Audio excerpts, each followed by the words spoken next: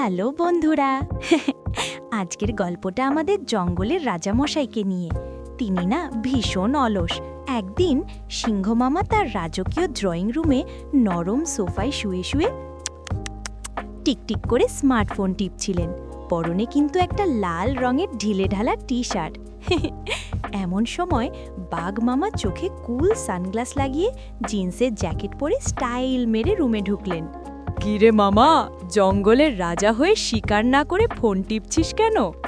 সিংহ মামা তো ফোনের দিক থেকে চোখই সরালেন না, একটু বিরক্ত হয়ে বললেন, আরে চুপ কর, আমি এখন স্মার্ট, অনলাইনে হরিণ অর্ডার করছি।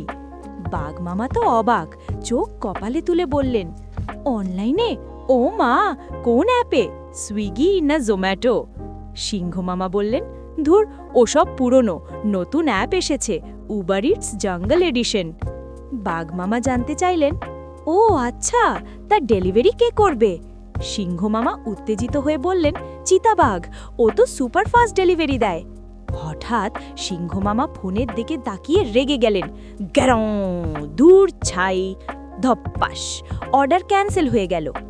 বাঘ মামা এগিয়ে এসে বললেন, কেন, কি হলো?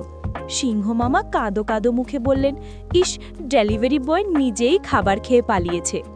এই শুনে বাঘ মামা তো হাসতে হাসতে সোফাতেই পড়ে গেলেন। বেচারা অলস রাজা এখন না খেয়েই বসে থাকুক।